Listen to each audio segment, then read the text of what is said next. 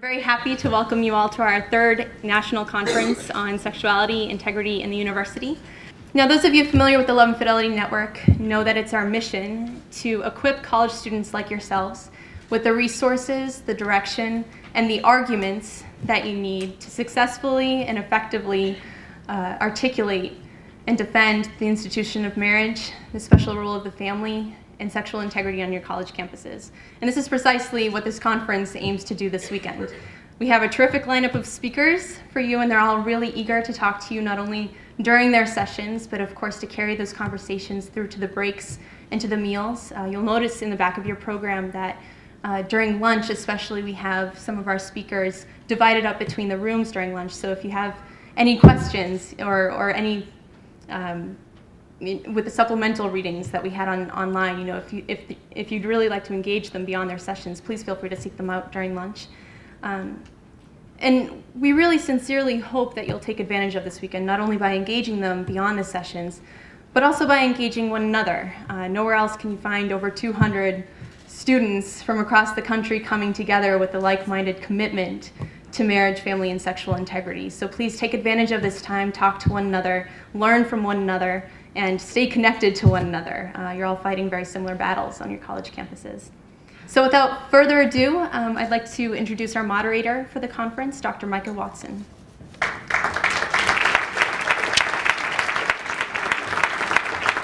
Thanks, Cassie. It's my privilege to serve as your MC for this weekend, and my main job is to help us get from place to place and set us up to hear from a group of fabulous and first-rate speakers, scholars, and thinkers. Before we get started, before I introduce our speakers tonight, I'm just going to start us off with a couple of reflections. Don't worry, I will be short with my comments. I'm not terribly short physically, but I can't do much about that. So yesterday I got to spend about an hour and a half in my youngest daughter's kindergarten classroom. And by the way, I teach in Tennessee, so I'm going to use y'all. So for those of you from CSU, hand pumps there, the English language needs a plural you, and that's going to be it. So y'all are a good-looking group, but kindergartners are just really cute. So this was a really cute group of kindergartners. Of course, my daughter was among them.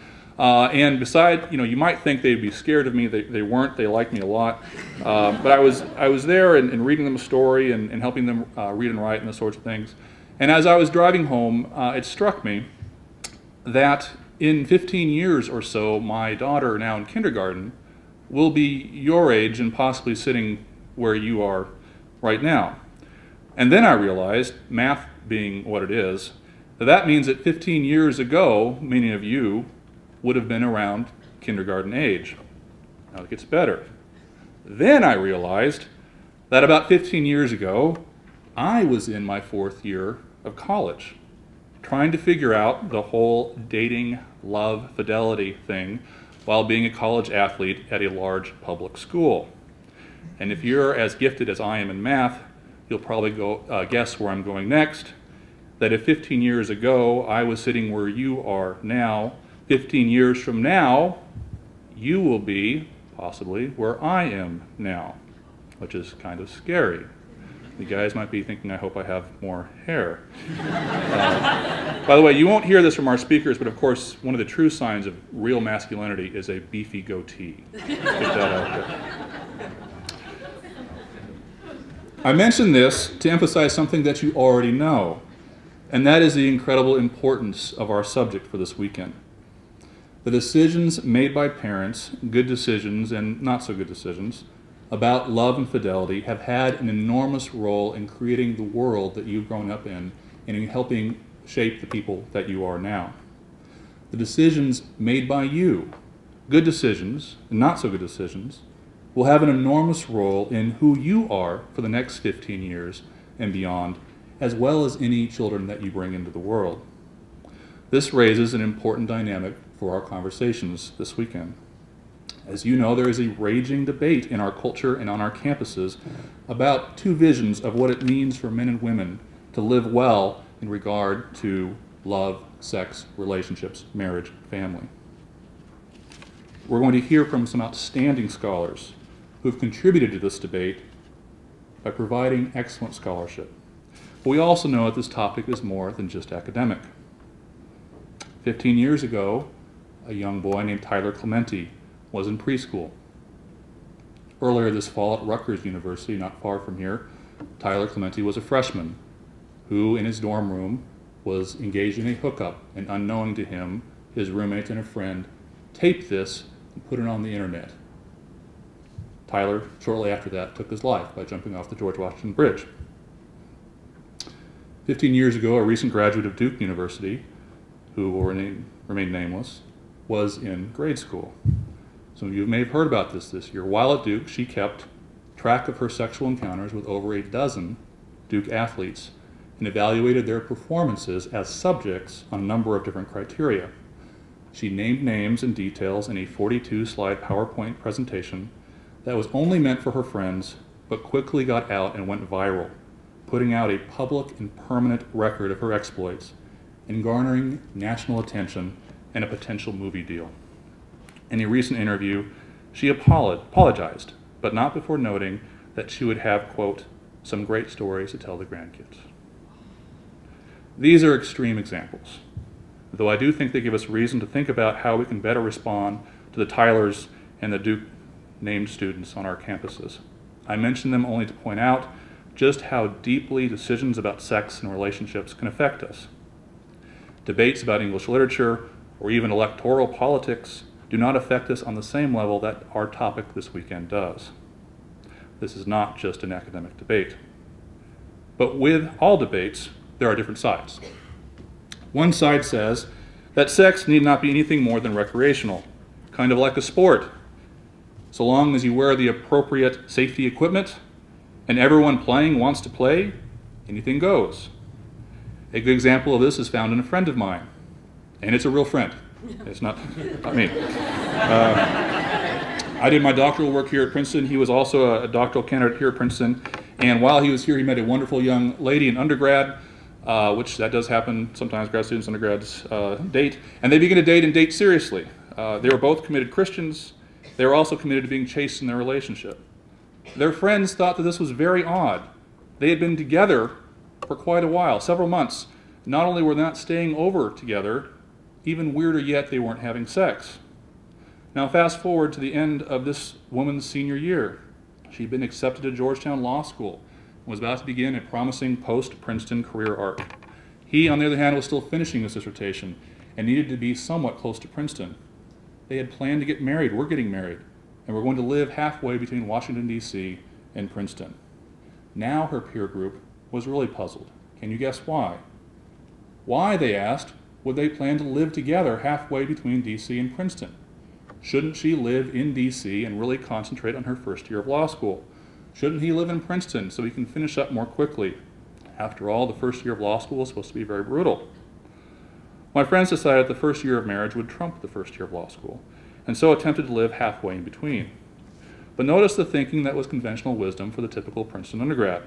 Number one, a guy and a girl in a very serious relationship, but not sleeping over or having sex, very odd. Number two, a guy and a girl having gotten married, living together instead of doing what might be best for their careers by living apart. Very odd. Something's wrong with this picture. Sex as recreational, marriage as one option among others.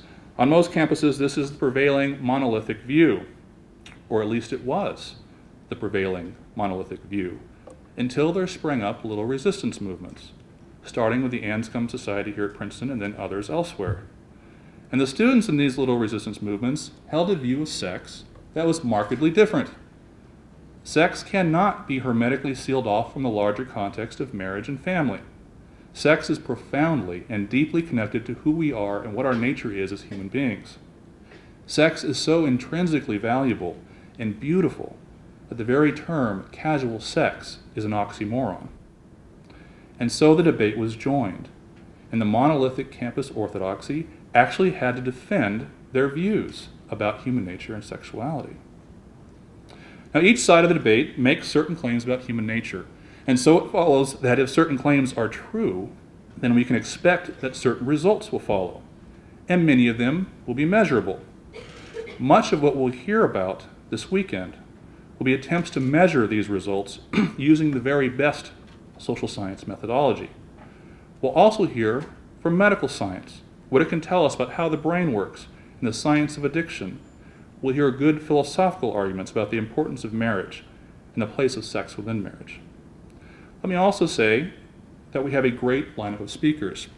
If you've ever been tempted to think that the side defending traditional marriage and chastity was a little lacking in intellectual firepower, your temptation will be cured this weekend. Before I introduce our keynote speakers for tonight, let me close by returning to my daughter in kindergarten. My other daughters, my son, I have to mention him or he gets upset. Now, the gentleman out there, let me tell you about a strange transformation that you'll undergo, say, over the next 12, 15, 20 years. When I was in college or in high school and had to watch a romantic comedy, it had to happen every once in a while. I'm sure it's never happened to any other guy who's had to see one of these movies. Anyway, I tended naturally to identify with who? With the guy in the movie. If the guy was actually socially awkward and ended up getting the girl and things worked out great, then so much the better. I really identified with it. But something as strange has happened. When you get in your 30s and you may start to have children, particularly if you have a couple daughters, I still have to watch those movies occasionally. I am married to a wonderful woman. I'm glad this is being taped. I can say that. I have proof. I said that. She's great. I do occasionally have to watch a romantic comedy. I no longer identify with the guy. Who do I identify with? It's a question. I identify with the dad, right? I identify with the father of the girl. I find myself actually wanting to crush the guy, particularly if he's not a very nice guy or the wrong guy. It makes me want to practice the "I've got a big backyard, a shovel and a shotgun, no one will miss you" speech. Actually, that's neither here nor there.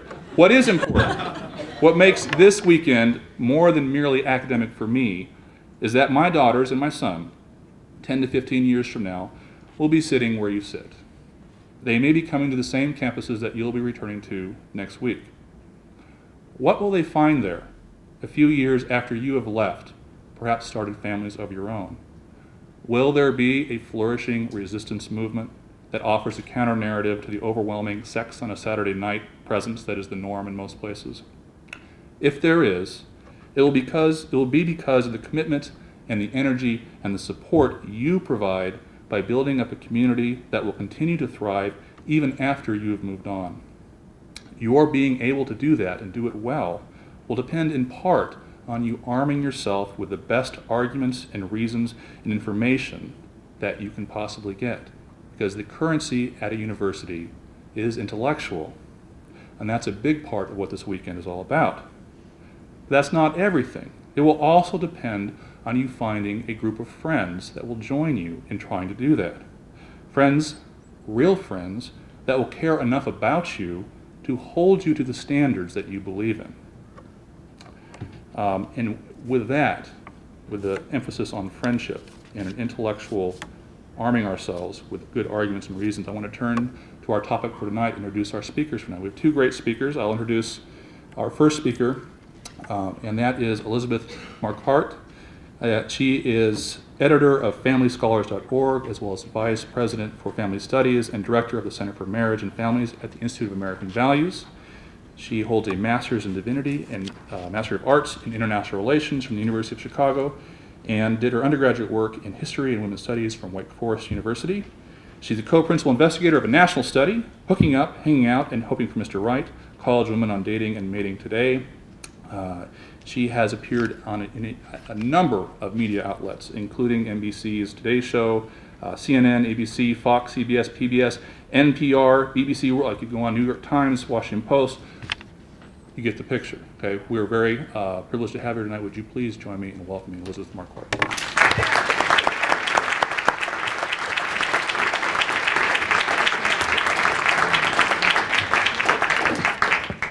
To adjust this down a bit.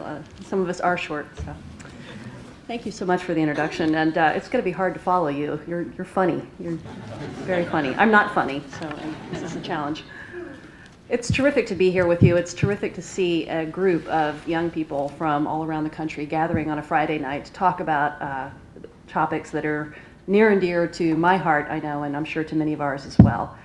marriage, and especially the topic of friendship. I was really pleased and delighted by the topic that we were asked to speak about this evening, because it's one that it gave me some time to think anew about the idea of friendship and to talk to some young people in my life to help me prepare for tonight. So I'll be interested in your reactions, and I'll try not to pop my peas. We'll see. This is a really good microphone. They asked me to speak tonight on a study that we did, some colleagues and I did. It was some years ago now. It came out in 2001, called Hooking Up, Hanging Out, and Hoping for Mr. Right, College Women on Dating and Mating Today. And this was a study that a team of us came together to do this because at the time there was discussion about something called a hookup or a hookup culture, or hooking up was happening, or what, something was different was going on campuses, some of us thought. And we wanted to know if that was true, and if so, what it was, and could you study it, could you quantify it. So we put together a national survey of 1,000 college women, as well as a team of us went to 11 different universities around the country and interviewed another 62 women in person about sex, dating, attitudes about marriage, relationships, what if anything is this thing called a hookup, the whole kind of gamut. And we produced this report that is available now free online. This is what the cover looks like. And it was co-investigated by myself and Professor Norval Glenn at the University of Texas at Austin, a wonderful family scholar, a wonderful leader in this work for many decades now. This is work that, for me, ties into the larger issues about marriage and relationships and, frankly, childbearing that I've been working on for a number of years now. More recently, I've been working on studies on the children of divorce and how they make sense of who they are when they come of age. This summer I was working on a study on how young people who are conceived through sperm donation make sense of their identities and how they make sense of family. These topics probably sound a bit widely dispersed when you first hear about them, but as I'll try to make the case, particularly in discussion if you're interested, I really do see a connection in how we view the human person, what relationships are for, whether children need their mothers and fathers, whether women and men need each other. To me, there's a connection here, so I'd be happy to expand on that. I'd also like to ask some help from you. We did this study on the hookup culture on college campuses in 2001, as I said. It was, I believe, one of the first kind of more kind of systematic investigations of this topic. I think it also remains the only national study in terms of using a national survey database for its sample. And so while it's been a few years now, I think there's still some contributions that it can make. But it's interesting, we did this in 2001. People were using email, but not necessarily constantly. They might have had a cell phone for emergencies. They didn't walk around talking on it all day long because it was expensive. There was no Facebook, there was no MySpace, there was no texting. So while in some senses I don't think the world has changed a lot in 2001, in other ways I think there's been a radical transformation that makes people like me, I'm 40, look at people in their 20s and teens and feel like you're just like space aliens. There's just a whole different world that you're coming of age in that, frankly, all I can do is sit and listen and learn because I think it's so affected human relationships.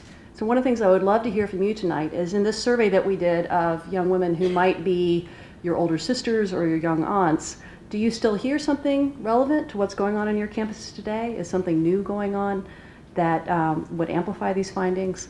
I'd look forward to learning from you both tonight and also over the weekend. So in this 18-month study that we conducted of these young women, we discovered that relationships on campuses were characterized, as women told us, often by either too little commitment or too much. Too little commitment would be found in this thing called the hookup. After doing our in-person interviews, we came up with a definition of a hookup, which we tried out on our national survey, and they said that a hookup is when, most people agree that a hookup is when a girl and a guy get together for a physical encounter and don't necessarily expect anything further. So when a girl and a guy get together for a physical encounter and don't necessarily expect anything further. So there's something about it. If there's a physical aspect of it, it could be anything from kissing to having sex. The ambiguity of it appears to be part of the convenience of the term. And there's an aspect of not expecting anything further. There's not necessarily an emotional content. In fact, that might be the one thing that is not present or is not expected in a hookup. That might be what characterizes a hookup versus something else. So only about 40% in our survey, only about 40% of college women said they had participated in a hookup, and only about 1 in 6 said they had done so multiple times. And yet everybody on campus, it was the one way of kind of getting together or interacting between the opposite sexes on campus that everybody knew what it was called, how it happened, what it looked like, what the rules were. So there was a way in which it shaped the campus culture, even though in our survey about 40% of women said that they had even participated in it. The other side, the kind of too much commitment, was these sort of joined at the hip relationships, kind of like what we were hearing about a moment ago from Micah. These young people who, you meet, and within weeks or days, not only are you sleeping together, but you're spending the night, most nights at each other's dorms, you're studying together, doing laundry together, spending all your time with friends together, kind of these joined at the hip relationships where, particularly by virtue of having co-ed dorms on campus, you're kind of together 24/7 before you even know each other, without the opportunity even to get to know one another, much less date or socialize in a more informal or slow-going way. So the hooking up and the joined at the hip relationships seem to be in some way two sides of the same coin. They look very different, but one of the things that we learned was that they influence one another. People who are in a kind of prefer to just sort of mess around with hookups said, having a boyfriend is really time consuming, I don't want to do that. And they were picturing these joined at the hip relationships when they were doing it. People who were in these kind of joined at the hip relationships, kind of fast moving, too intimate, too fast, you might say, relationships would say that they'd been hurt in hookups and they didn't want to do that anymore, and to them this seemed like the only other choice. The one thing nobody seemed to be doing much of was dating, in the sense of this really old-fashioned idea of a guy asking a girl out on a date and taking her out and paying for it, and that was pretty far into most of the students, as I think it might remain today.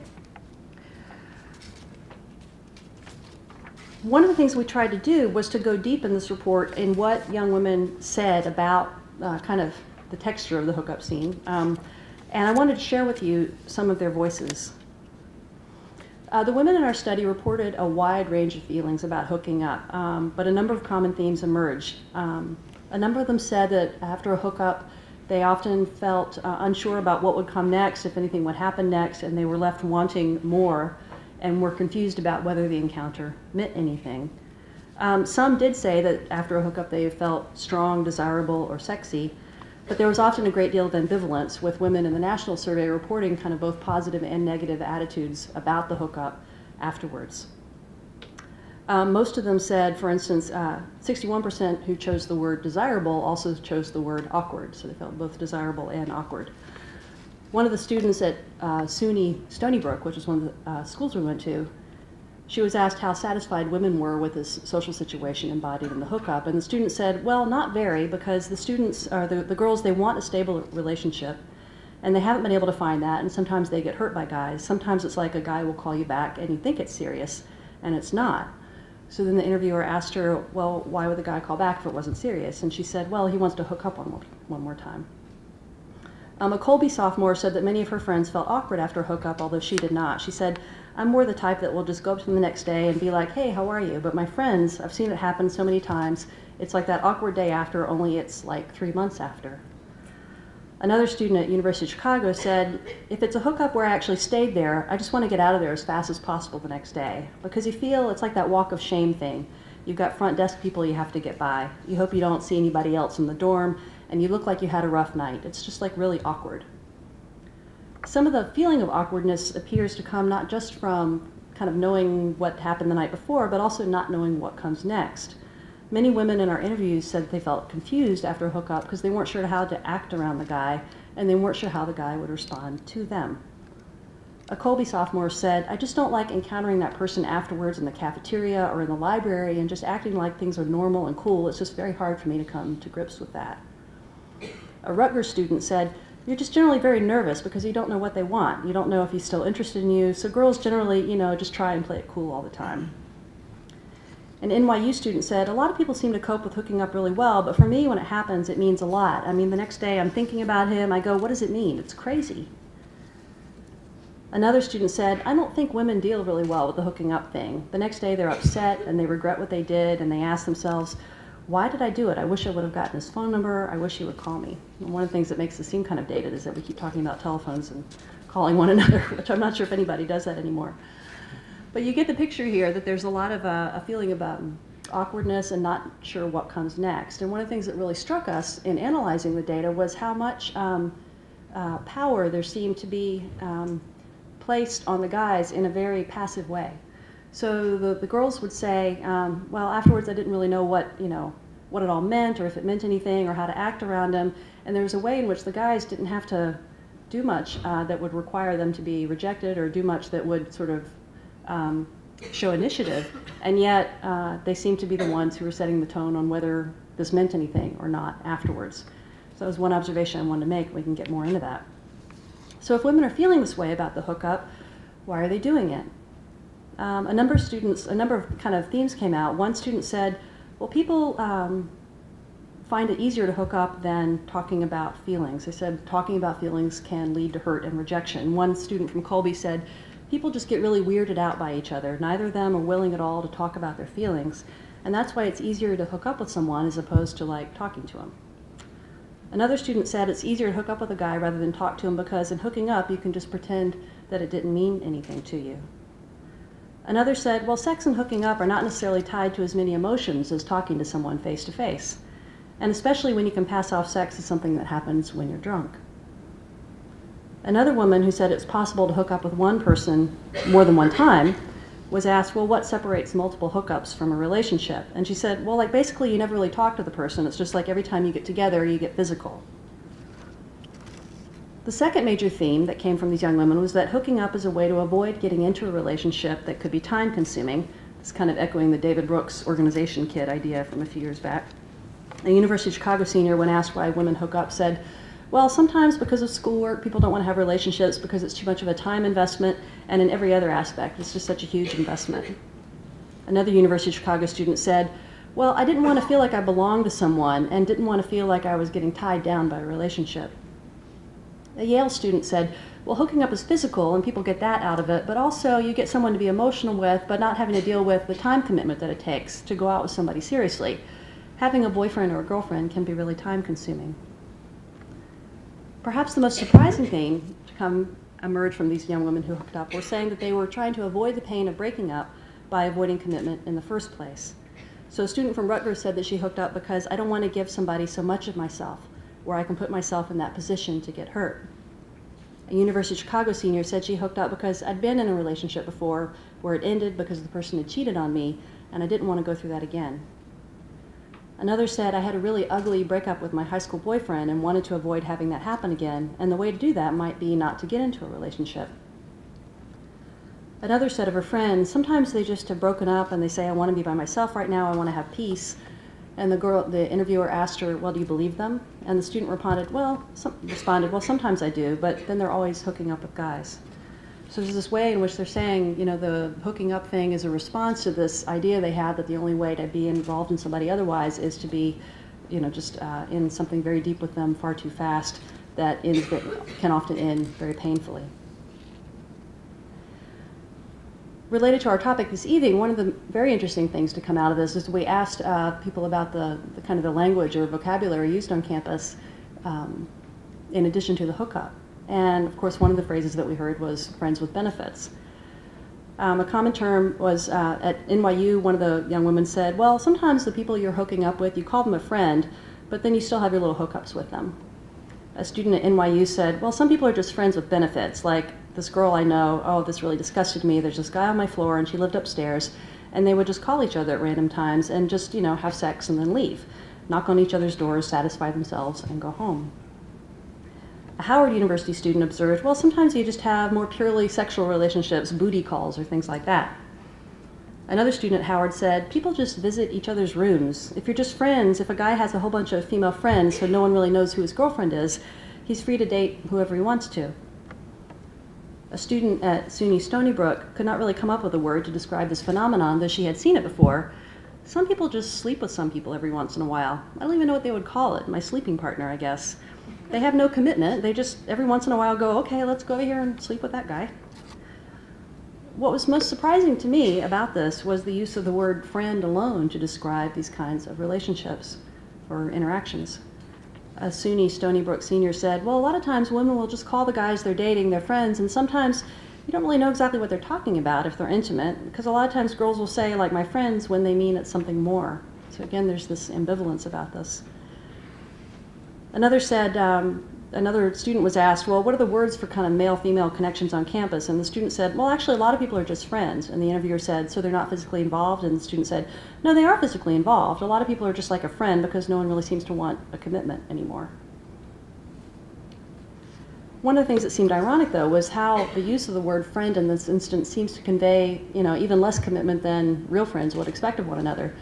For instance, I was, when this report came out, I was talking on campuses about it, and I was a women's studies minor in undergraduate, and I was often visiting women's studies classes to talk about this study. And I said, well, imagine if you and I had lunch together one day on campus, and then the next day we saw each other and you ignored me, or like I ignored you. Wouldn't that make you feel kind of weird? Like we'd had lunch together the day before, and then we see each other on campus, and I ignore you. I mean, you kind of wonder, did I have something in my teeth? Did I say something stupid? Does she not really like me, even though I thought she did like me? Well, isn't it kind of weird that we have this thing called a hookup, where you have some kind of sexual encounter with someone and you ignore each other the next day on campus? I mean, doesn't it seem like to make sense that this would hurt somebody's feelings, that this would be happening? And they'd be kind of like, yeah, that is kind of strange. So there's a way in which what do we expect of friends? Well, we expect of friends that if they say they're going to be somewhere at a certain time, they'll show up then, and if they don't show up, they'll say, I'm sorry, and that if they make a promise, they'll keep it, and if they make a mistake or don't do it, they'll express remorse or show concern for your feelings. But apparently none of this was the case with the hookup, in which you could call somebody your friend when you could expect pretty much absolutely nothing from them except a willingness to have sex whenever either one of you wanted to.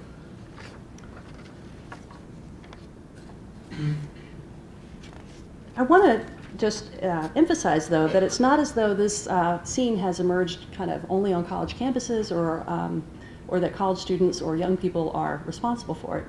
In fact, one of the things that was so interesting is to talk to young people about what they're hearing about, for instance, marriage, what the people, their elders in their lives, whether their parents or older siblings, are saying to them about what they should do at the next point in their life.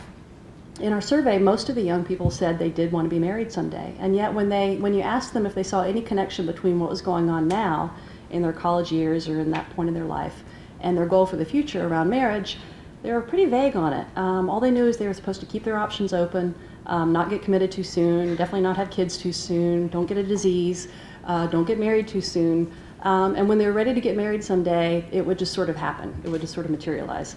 Meanwhile, if they wanted to be a lawyer someday, for instance, everybody around them would tell them, oh, you want to be a lawyer someday, this is what you need to do. You need to take these courses right now, and then you need to get, take the LSAT, you need to be ready to go to law school, and make sure you, or the first year of law school is really intense, so don't let anything distract you. And anybody would tell you what you needed to do for that next stage in your life. But when it came to marriage advice, the elders, that is their parents and their parent generation, were quite silent about it. And it's indicative, I think, of where we are in the culture right now, where it's not just people on college campuses who've become a little fuzzy on what this idea of friendship or commitment might mean, as we live in an era now of Facebook friending and defriending, and we have more relationships than ever that are thinner than they've ever been.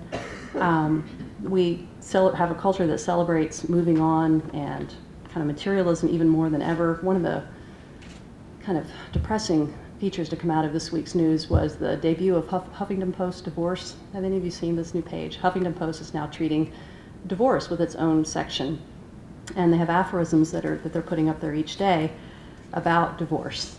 The first one was from the New York Times television reviewer Alessandra Stanley. She said, "His happiness is a small price to pay for my freedom."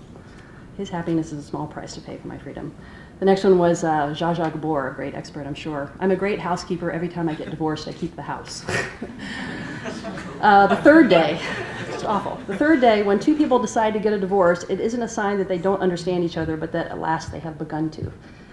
Again, so we live in a culture in which the modeling for how how to understand friendship and commitment is thinner than it, I think, ever has been. And it's no wonder that those who are coming along are flailing at times to make sense of all this.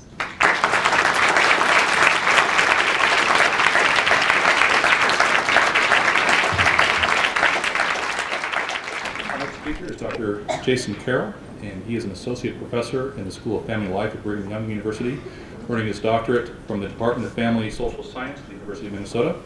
Dr. Carroll is a nationally recognized researcher. His work has appeared in many venues, including USA Today, Psychology Today magazine, the Wall Street Journal, other popular news outlets. He also, this is, as someone who teaches, I find this extremely impressive, is the lead instructor of BYU's Preparation for Marriage course, which sees 1,500 or so students go through it each year. And last but certainly not least, Dr. Carroll has been married for 17 years, and he and his wife Stephanie are the blessed parents of 5 children. Please join me in welcoming Dr. Carroll.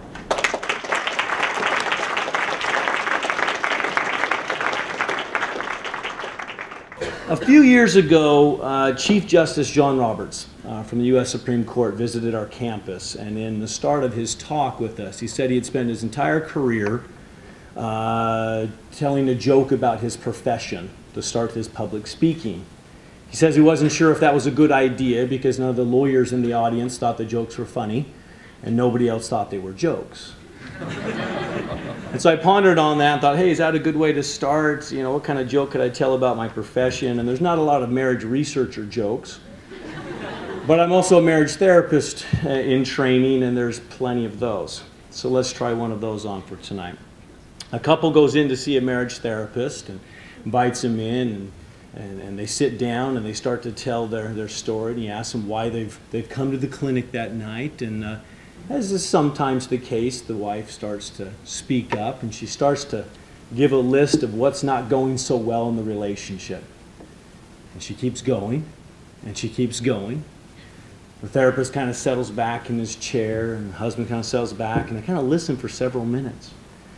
And then finally, without warning, the therapist just stands up, walks around his desk, grabs this wife, and gives her a passionate kiss. And he pulls back and looks at the husband and says, "That is what your wife needs 3 times a week. Do you think you can do that?" The husband thinks for a minute and he goes, "Well, I think I can bring her in on Mondays and Wednesdays, but I golf on Fridays." Okay. Hopefully tonight we'll have a little bit better understanding of marriage than this husband had, probably a little bit better than this therapist had as well. But there's a reason why it may not be a bad starting point for us tonight, and for a few of my remarks, to start with marriage, which might be interesting because I do want us to focus on the principle of friendship. But in my training, not only as a researcher and as a therapist, I've also been trained and approach my work as a developmentalist. And so to help understand the angle and frame the direction we're going here, I think it's helpful to look at theories of human development and to understand some of the principles of what that could mean for us in understanding this. And this is why it's helpful to start with marriage, because I think there's a lot we can learn about marriage when we look at it, or about friendship when we look at it through the lens of marriage. 3 developmental principles that help us here. First off, optimal development hangs from its apex. What my first developmental teacher pronounced on the first day. Although we tend to learn about developmental progress and development linearly or sequentially, starting with the earliest stages, some of the best ways to understand optimal development is to go to its apex, to go to its high point, or to put that in more common terms, to go to the desired outcomes, and then work backwards.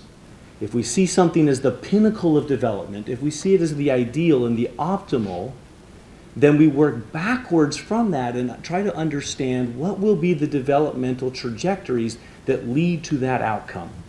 That's why marriage may not be a bad starting point for us. Also, another point, development evolves and builds upon itself. So we do want to pay attention to these evolving stages, recognizing there's no such thing as a disconnected stage. Did you notice in Elizabeth's comment, she talked about one of the risks and pitfalls from the hooking up study was that young people started to see the young adult period of life, the single life, so to speak, as detached and disconnected, as if somehow what preceded it and what would come after it were somehow separate and distinct. Right now I'm doing the single life, and I'll live by these principles or by these ideas. When I'm ready to do married life, when I'm ready to do family life, then it'll change. Sex for me now will be casual, but then when I'm married, it will be deeply meaningful and significant. That type of thinking fundamentally denies a developmental perspective, because development does evolve and grow and build upon itself, not completely determined by earlier stages and capacities, but definitely influenced by it. Finally, development occurs in contexts. The contexts around an individual's development will always facilitate or constrain the developmental processes. Some of those contexts come about through our personal choices. Some of them come about from external constraints. So simply what I'm saying here is it's very helpful for us to think about desired outcomes, this apex, so to speak, of development, to consider the trajectories that lead to it, and then also to consider the contexts that are around it. With this view, my main emphasis tonight is 2 key points. And I don't think this is a group that will have to be sold on these ideas very much. The first key point is that the virtue of friendship, or the capacity to be a friend, is a developmental foundation of true intimacy in marriage. It's one of those evolving capacities that if we do not fully establish or develop, we ultimately will put ourselves at risk of missing that developmental apex, or at least in its completeness. Now, this is not a radical statement. We live in a time where almost across the board, people will say that spouses should be best friends. However, when we look at it, we know much less about how to create that, or what exactly that type of friendship. In fact, when we talk about spouses as best friends, we talk about it more, perhaps not intentionally, but it sounds more about the fruits of what marriage should produce, rather than understanding it as the roots and how we would create it. Something more that is found, perhaps, rather than created.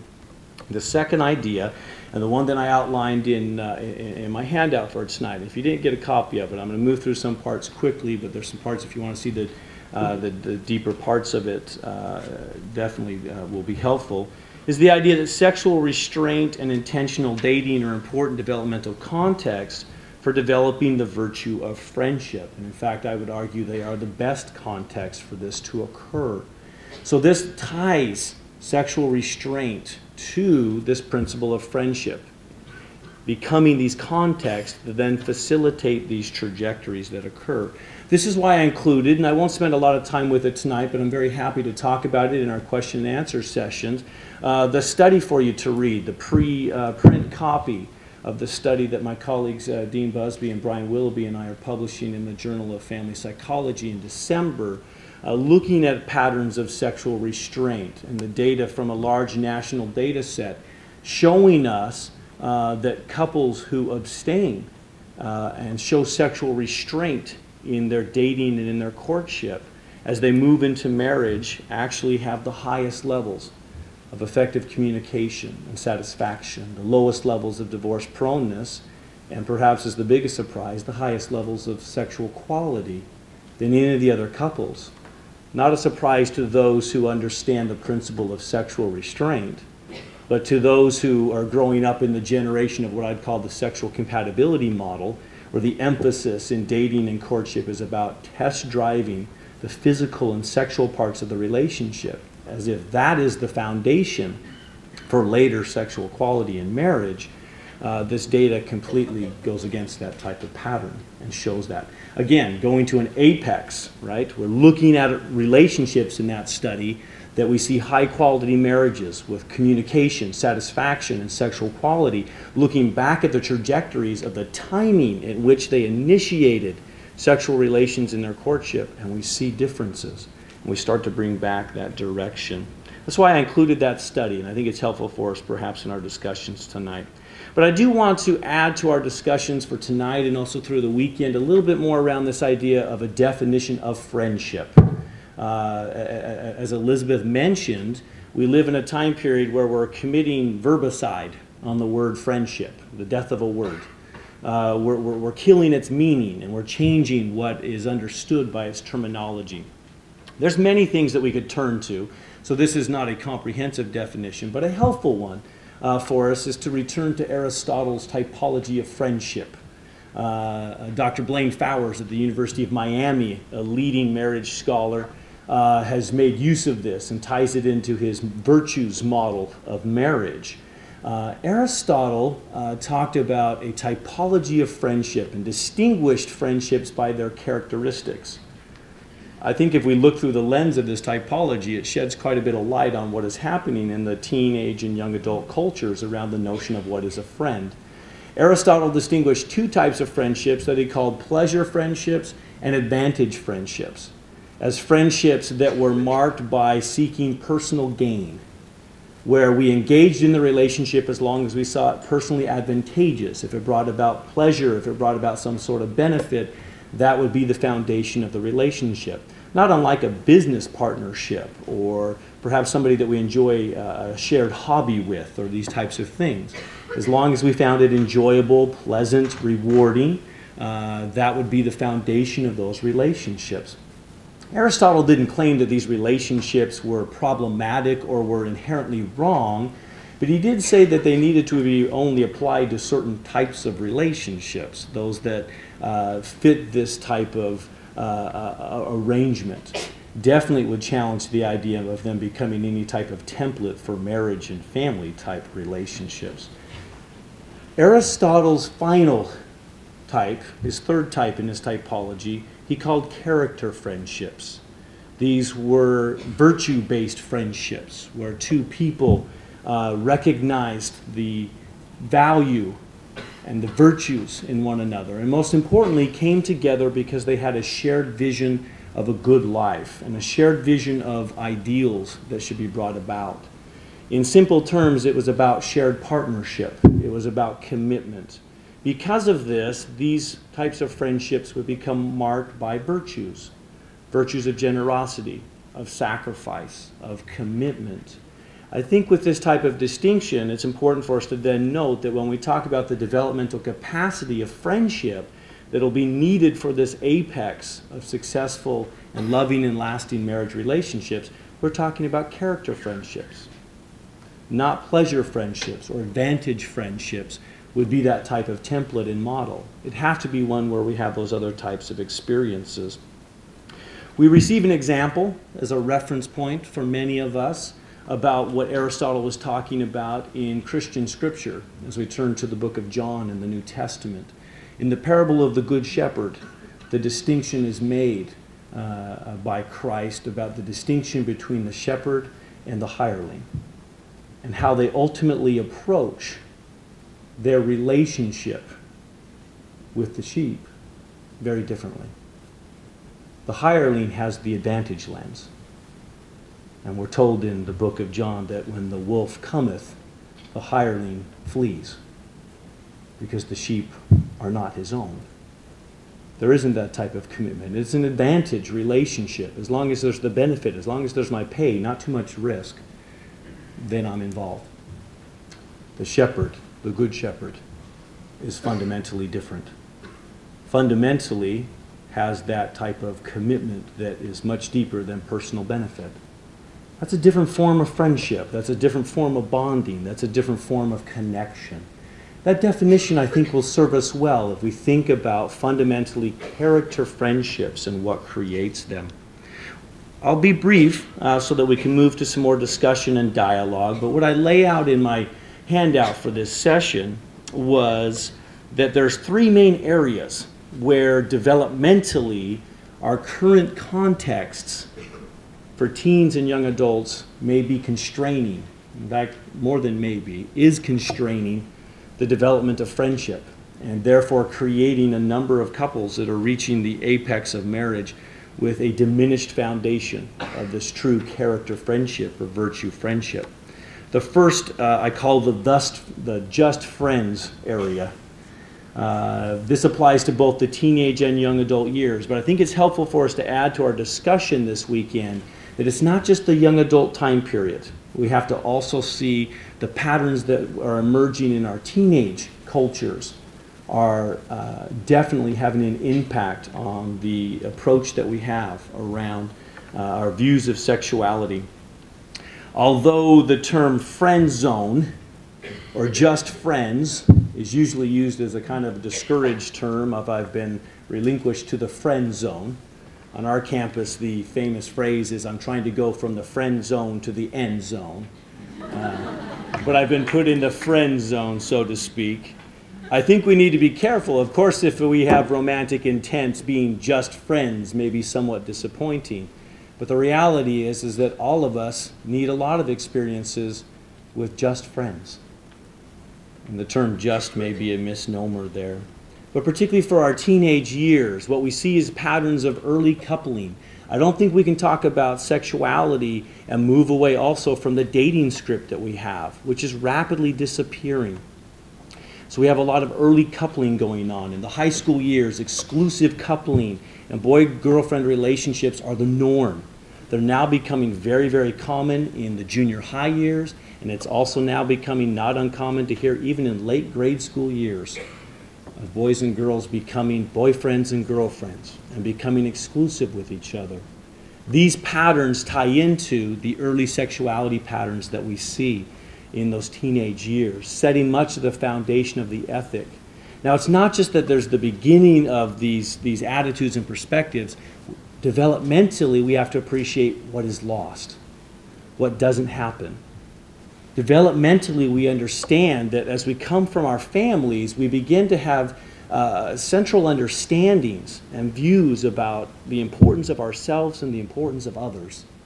It's in the friendship context that we start to transfer those meanings to other people. And are we able to ascribe importance to them in these first of these non-kin relationships where this occurs? And eventually into the romantic context of dating and opposite sex peers, there becomes an understanding of that attribution of importance. Unfortunately, without the right types of experiences, we're far more likely to continue to approach friendships as pleasure and advantage friendships. By definition, these early coupling relationships in the teenage years are almost without exception pleasure and advantage friendships. They're about the social status of gained in the high school. They're about the view of what is pleasurable or rewarding to the individual.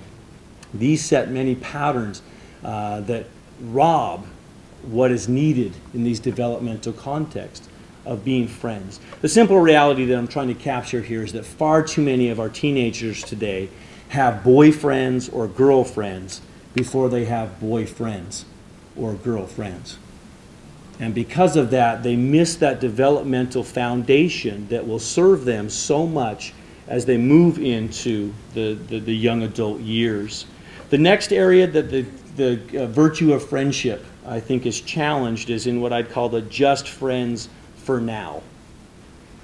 And as we get out of a preparation time period of those teens and early young adult years, there becomes this need for the ability to have these friendships, but even bring them then into the dating context. And this is what Elizabeth was talking about when she was emphasizing this dilemma that we have between not just hooking up, but also this hooked at the hip. And that pattern being just as problematic. And as I lay out in my handout, and you can read about, and we could talk in more detail, the center problem here is a concept of counterfeit intimacy. It fits very much Scott Stanley's work at the University of Denver around the theory of relationship inertia. And what happens is couples become prematurely entangled. They rapidly couple, and then in that rapid coupling, oftentimes with sexual coupling as well, the data from Sassler and her research group shows us right now that 50% of young adult relationships today, dating relationships, not hookups, but dating relationships, initiate sex within the first month of the relationship. That could be a premature entanglement. What happens is the powerful physiological rewards of sexual coupling can cause individuals to minimize or ignore other deficits in the relationship. We come to believe that a relationship is stronger than it actually is. The bonding and attaching that is naturally connected to those symbols and to those experiences cause couples to then oftentimes move forward with those relationships. What is lacking in this time period then becomes intentional dating and the ability to know and interact and pair off with multiple people as we date and learn about ourselves and learn about others. That is also a form of friendship brought into that context of one-to-one dating and that approach. Finally, as I talk in my notes as well, there's also this more than friends aspect. This is in the dating and courtship parts as things become exclusive. And the problem as we look at the Sassler data and the early patterns of sexuality is that for many couples this does become the driving foundation of their attraction and their relationship with each other. Fundamentally, not recognizing that the symbolic nature of sexuality. Unfortunately, we live in a time where the professional culture doesn't help us much with this. The so-called experts of sex therapy have all engaged since the 1960s and 70s in the naturalization of sexuality, starting with Masters and Johnson's sexual response cycle that came to define and in many ways be the way that we view and classify and diagnose sexual issues and problems. The issue, though, is that the sexual response cycle, that is the common foundation of all of this, is purely physical. It's a physiological cycle. It doesn't take us through the emotional stages. It doesn't take us through the relationship stages. It doesn't get anywhere near the spiritual or the sacred stages connected to this. So all of this creates a context of sexual fragmentation where we separate this out. And even in relationships and couples who start to see a future for themselves, they start to view the sexual part of the relationship in these terms, as if the answers, if there's ever times of struggle or difficulty, is to run to the latest manual. It must be something about the technique. It must be something about the physical. This is the common message of the male enhancement industry that we see, that it's all about the physical. That's what will make the difference. So we engage in this sexual fragmentation approach. Fundamentally, my little daughter Haley had it right. Mommies and daddies can be friends. In fact, they must be friends. The sexual meaning of their relationship absolutely depends on them being friends. Ultimately, it is about the symbolism of what will those physical acts mean. We are meaning-making creatures, and if we don't focus on that emotional intimacy as the foundation of courtship, that will be the fragmented part that is lacking and is missing. So I'd like to also be able to talk with you about those things. And I give some definitions about ways to think about emotional intimacy and affectionate intimacy and passionate intimacy in different ways. Well, just a few minutes here, and then we'll move into some discussion. There's always the question then, what do we do? What do we do about this? How do I act on this? Where do I go in this direction? Unfortunately, professional attention that, as Elizabeth said, is increasing about the hookup culture, but predominantly it still is descriptive in nature, so we're describing the patterns, with occasionally some evaluation. There's very little out there that is prescriptive. This is why I like developmental perspectives. They help us see that, cut through the relative approach, so to speak, that everybody chooses their own way and their own path. That helps us recognize that there are such things as stubborn facts of human existence and experience. And while we may try to change the social script, we cannot change the reality of the human script and those types of things. Now, I make no claim to have all the answers or know what to do. I think ultimately the approach here is one of awareness. It is also understanding alternatives and then looking at ways that there can be action. I think all three of those A's have to come into place. We're definitely raising the awareness. What these developmental perspectives do is at least start to give us alternatives. It still becomes quite a bit of struggle about what exactly can we do to bring those alternatives about. But I do think we need to take hope in the fact that change and what to do should be seen in three levels. And let's not forget that the beginning level is the personal one. First and foremost, we start with what we know and the alternatives that we understand and taking action on those in our own lives and seeking to have those principles benefit our lives. There can also be the relational and those smaller circles of influence around us, of those that we can make differences with. And then, of course, there's this cultural change that we hope to benefit and be a part of. Here's some of the principles, so to speak, the alternatives that I think would have to be a foundational part of what we would bring about in change. First off, in no surprise to this group, is to encourage sexual restraint. But at the key here too, it has to be understanding the whys, not just the whats. But I think there is compelling argument from the developmental perspective, from the sexual restraint theory notions, from the data that is emerging, that there are real developmental consequences from the sexual compatibility approach versus sexual restraint. And sexual restraint empirically is winning the day. But as the title of our conference would say, it takes integrity in the current academic environment to state it as such and to view it that way. But the more we can articulate it and build it into a holistic model, I think we'll be able to articulate it those ways. And I think developmental perspectives will help us. Now, we do have to be careful, too, that one of the things that even those who are advocating for sexual restraint are falling into is the pitfall of we make this distinction now in the scholarly circles of committed versus uncommitted sexuality. We need to be careful with that terminology because particularly in the worlds of teens and even in the world of young adults, committed is a status that can be obtained in a matter of days and can also change quickly within a matter of days. I think we might want to talk more about the thresholds of commitment and what would be patterns that would give more certainty to that. The second key principle is we need to discourage teen coupling. Not just in the sexuality, but I think we have to look at the coupling patterns of our teenagers. I like to ask the question when I address parents with and teen groups and say, is texting dating? And they all say, oh, no, of course not. I say, you're right, it may be worse. Because what we end up doing is giving our preteens cell phones and the ability to communicate. And many of our young people today, their first experience with taking someone to bed is under the sheets texting with them when they're 12, 13, 14 years old. Pairing off, coupling, partnering, building these types of connected, paired off, coupled relationships. And the data shows us very clearly that more often than not, the sexual patterns will follow suit. Teaching the advantages of a formation stage, a friendship stage of this time period becomes critical, and I think has to be coupled with our messages about abstinence and around chastity. I think we also have to encourage intentional dating and continue to try to address the eroded courtship of dating that we see in our young adult and college campuses. We need to foster a selection stage of life, a time period where people can do that process without having to go to the extremes of hanging out or being hooked at the hip. That there can be that middle ground of intentional dating. This is hard. This is a tough one. A few suggestions, and some that I've seen on my own campus and other places.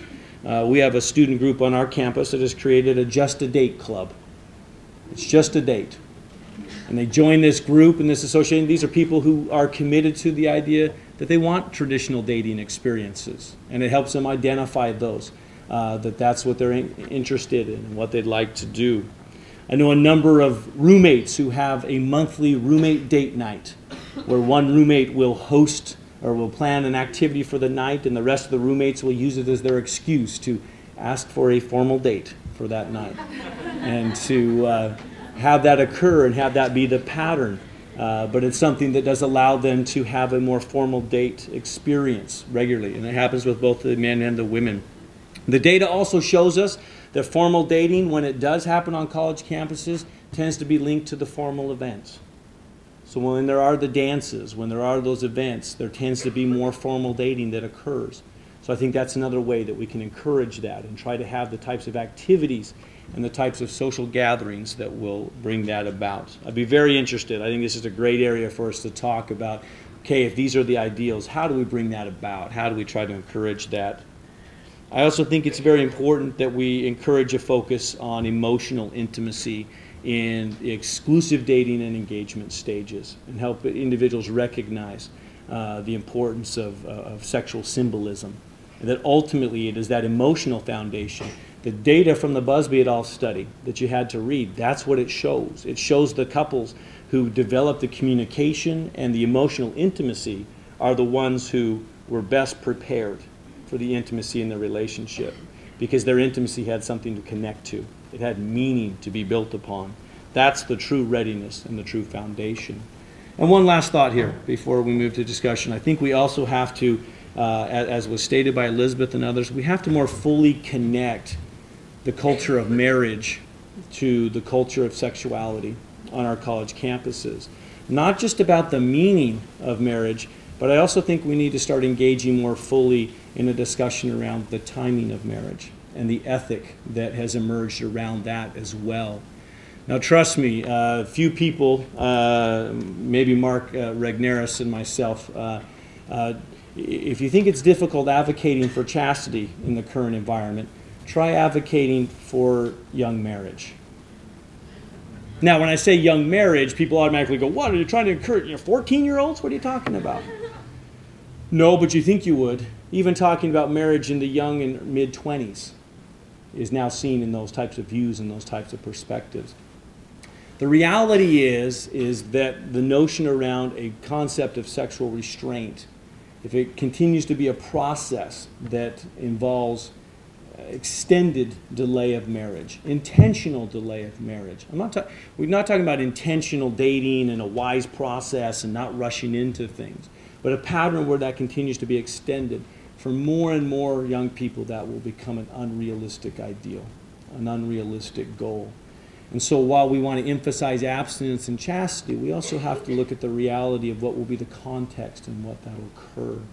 So as we've seen the average age of marriage push further and further. In my own work, as I've put forth a marital horizon theory in a study I published back in 2007, the other thing we find is sexual behaviors of young adults are strongly connected to the ideal timing they see for marriage.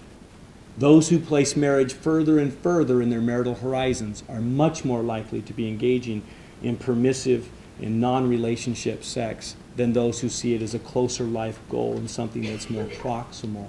So there's more for us there, I think, to deepen and to discuss and to get into the dialogue. Because in some ways, while we've taken up in some circles the torch, so to speak, around issues of chastity and abstinence, we have not been as much around the issues of marital timing and the priority in which we would place that in the life course. Now, I suspect that you are here because you, like me, are prepared to be and want to be what one great religious leader called a sign of contradiction. That is, someone who is prepared to defy, to say no to the established orthodoxy in the elite sector of our culture when it comes to questions of marriage and family and sexuality. This orthodoxy is not one that your generation created. The sexual revolution and the sexual liberationist ideology that drives it is not something that was invented by people who knew anything about Facebook. It was invented by my generation and the generation before, just before mine. And it seemed like one heck of a good idea. Liberating people from those old hang-ups, those old norms associated with superstition and religion that held people back, that prevented them from freely expressing themselves, freely developing their personalities. I'm old enough to remember the great promise that was made on behalf of the sexual revolution. Women were going to be so much better off, free to be like men. And of course, men and women alike were going to be so much better off because they would be free to be who they really were. And children would be so much better off because they would benefit from the sexual freedom of the men and women who brought them into existence. Divorce?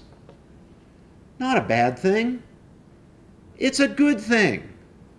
Good not only for men and women, who after all shouldn't be locked by the chill bonds of law and custom into relationships that were no longer fulfilling for them, but good for children who would be liberated from those tensions that they experienced living in homes of parents who were quarreling and not getting along. It was going to be the Garden of Eden all over again before the fall. But now we know, because we have 40 years of experience with what I will call the great lie. We now know what comes in the train of sexual revolutionary ideology and the sexual revolution that it created. We know what the consequences are for children of divorce. We know that the old myth, so easy to believe, so convenient, that children would be better off, just isn't true. We now know what the consequences of family fragmentation are, of promiscuity, of infidelity, of widespread out-of-wedlock childbearing. In 1965, when I was 10 years old, Daniel Patrick Moynihan, who later became a senator, was a very important scholar at Harvard University, who was also serving in Lyndon Johnson's administration, as the Johnson administration opened up its Great Society programs. Daniel Patrick Moynihan appeared with a report called The Report on the Negro Family. And that report rang an alarm bell because the out-of-wedlock birth rate in the African American community was 25%. And Moynihan was a good sociologist. He was no fool. He knew what out-of-wedlock birth rate means. It means fatherlessness rate. Now, of course, the sexual revolutionary ideologues said, fathers? Why do fathers matter?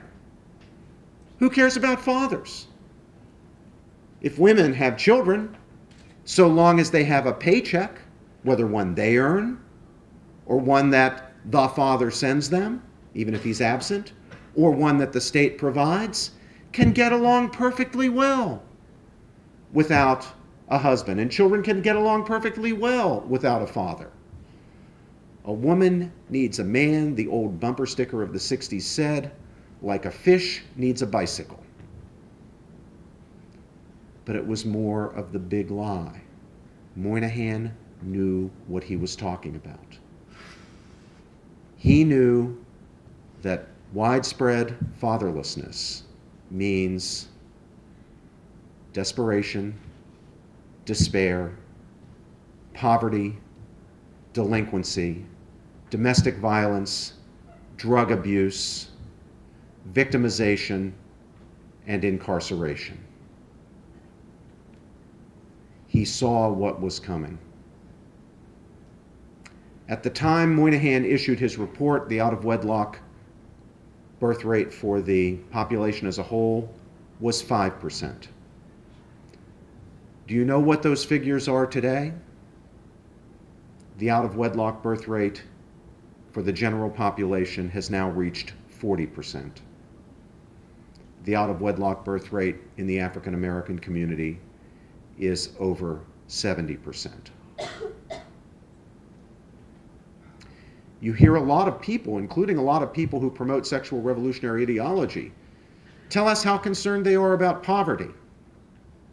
In fact, they confront us and they say, why are you worried about what people do in the privacy of their own bedrooms? Why are you worried about what people do in their personal, private sexual lives? You ought to be worried about poverty. To which I respond, if you cared one bit about poverty, you would be joining with us in rebuilding the marriage culture, reestablishing chastity and fidelity as normative in our culture. The greatest engine to defeat poverty ever created by man was the institution of marriage. So if you care about poverty, as I do, one of the things at the top of the agenda will be restoring marriage and the conditions of marriage. Now, why do we care? Why do we care about poverty? Why do we care about marriage?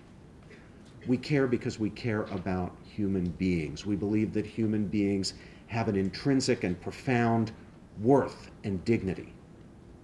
We care about their flourishing, about their well-being. We care because we think human beings are special. They're not just instruments or objects to be used or abused or thrown away.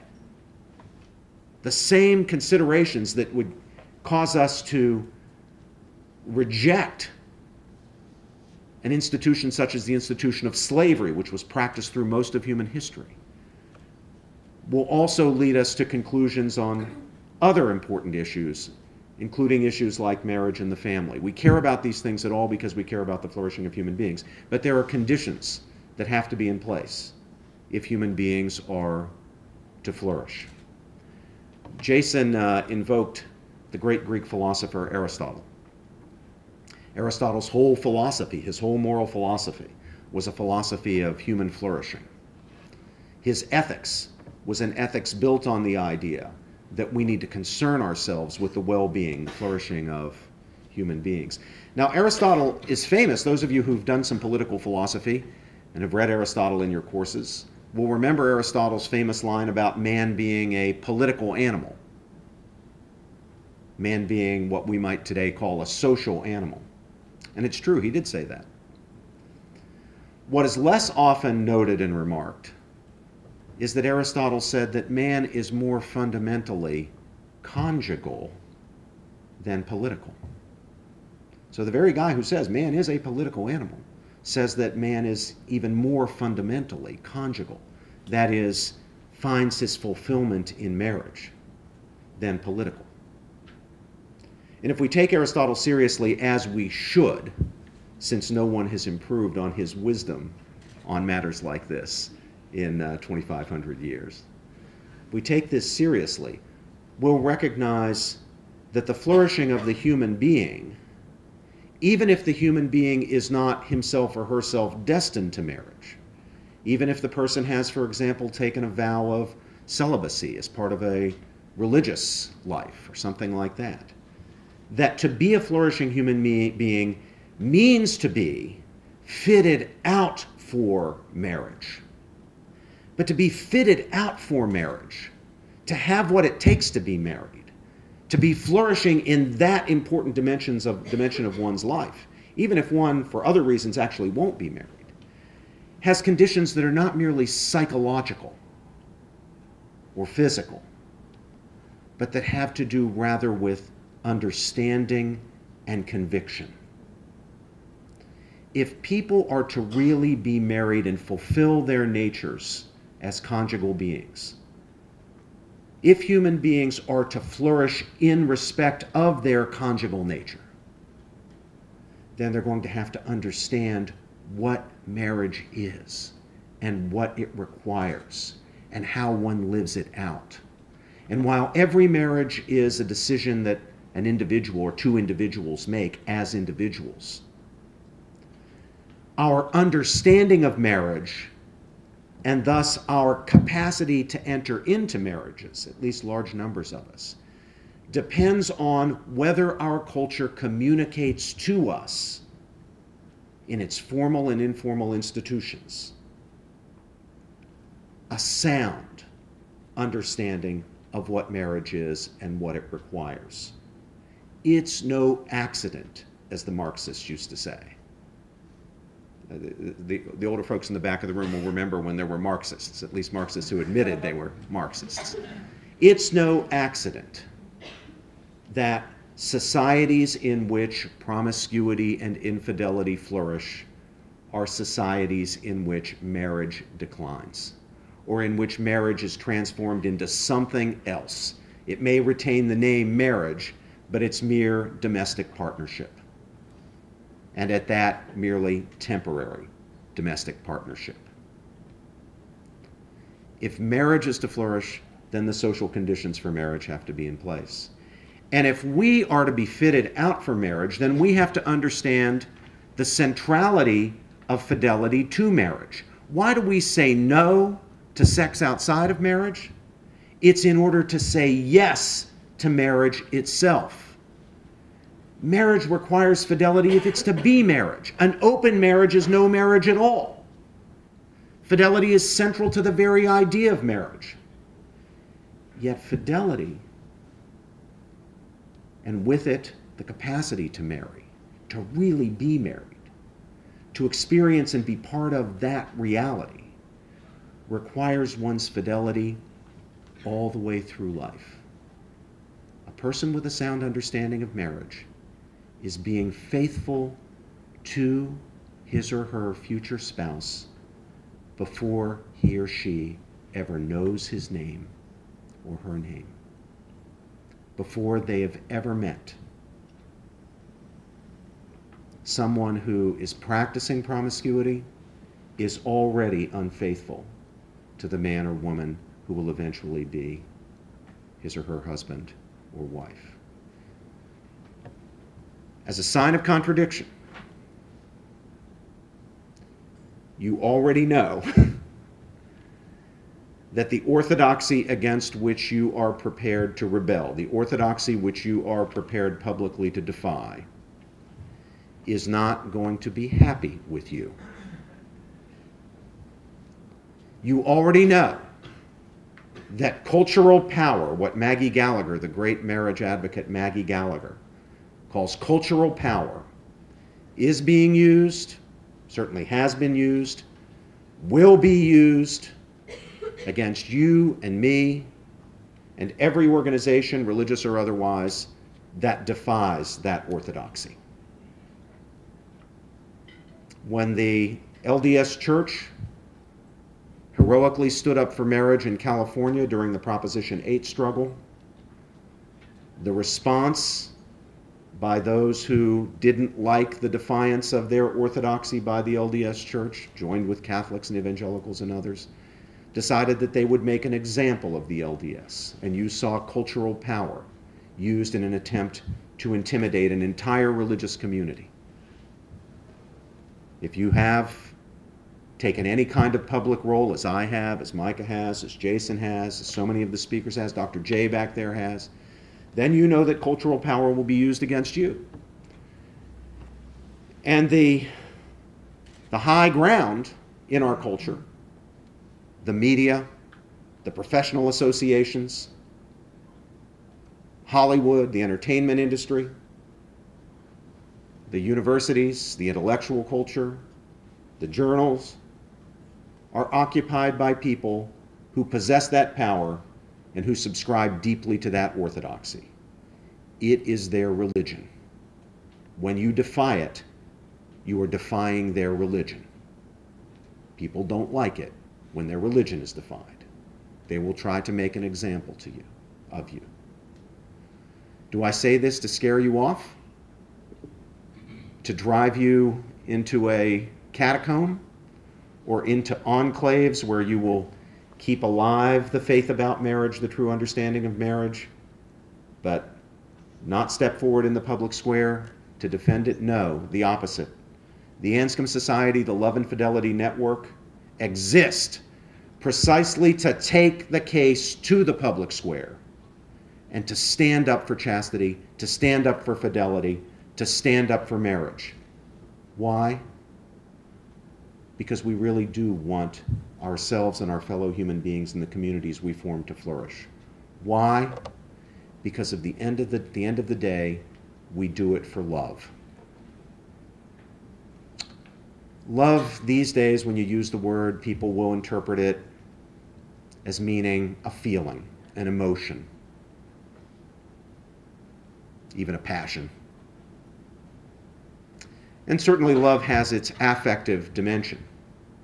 But more fundamentally than anything like that, love is an act of the will, and thus an act of reason. Love is the active willing of the good of the other for the sake of the other. That's true of love in marriage. That's true of love of children. That's true of love of friends. That's true of love of parents. That's what love is. And when you actively will the good of another, sometimes you must say to the other, no, I will not give you what you want. No, I will not participate in your getting what you want. Because I don't regard you as your desires. I don't regard desire satisfaction as in itself benefiting you at all. It depends on what you desire. If you desire what is good, then I will it for you because it's good. But if you desire what I judge to be bad, destructive, diminishing of you rather than contributing to your flourishing, then count me out. I can't participate in that. On the contrary, I have to try to persuade you to do what actually is for your well-being, for your flourishing. Because I hate you? No. Because I love you. Now, those who will use cultural power to intimidate you will not shrink from using words like hate. It works, right, in politics, that kind of rhetoric. They'll call you a bigot. Who wants to be called a bigot today? It's almost the worst thing you can call somebody. So they'll try to intimidate you. But guess what? People who try to intimidate other people are bullies. And do you know what the social science tells us about bullies, Jason? You don't even need social scientists. Your grandmother knew. Bullies are cowards. Where we fail is when we fail to stand up to the bullies. When we allow ourselves to be intimidated.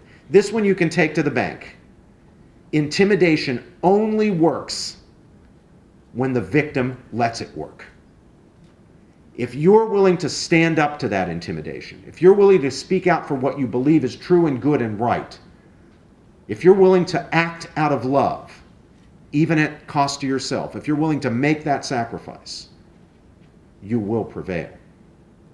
Will it be easy? No. Will it be emotionally difficult for you sometimes? Yes. But you have the satisfaction of knowing that you're doing it out of love and that you can prevail. And that if we all join together, we don't need to be the majority. Minorities prevail, even in the face of established orthodoxies, when they make truth their most important and powerful weapon. When they make love, they put love at the service of truth.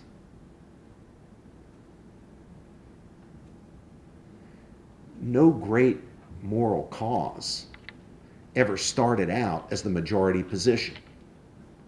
It became a cause because there was a need in the face of an established orthodoxy for confrontation with that orthodoxy. And it's a small group of people who are almost always called religious fanatics, people who want to impose their values on others, bigots, and so forth. They're always called that.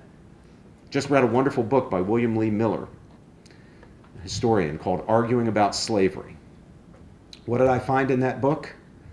I found that when that minority of people, tiny minority of people known as abolitionists in the 1830s and 40s, confronted that orthodoxy about the legitimacy of slavery based on a view of black inferiority, when they said, this has got to end, we have to transform this culture, we can't put up with this, this is contrary to the dignity of human beings. Slavery brings down both slave and slave master. It insults the dignity of every human being. When they said that, they were indeed called, you can read it in Miller's book, religious fanatics. People who didn't respect the rights of others.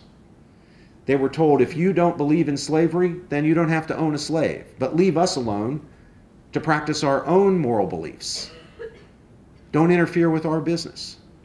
You guys stay up there, don't come down here. Don't interfere in our private domestic relationships. So every great cause begins with a minority, but with a minority that's willing to make truth its most powerful weapon and to place love in the service of truth. And that's what I wish for you. And that's what those of us who are associated with the Anscombe Society and with the Love and Fidelity Network want to join with you in doing. And that's why those who put together this conference want to empower you and inspire you to do it. And we can do it. Thanks very much, Michael, for the opportunity to say a few words.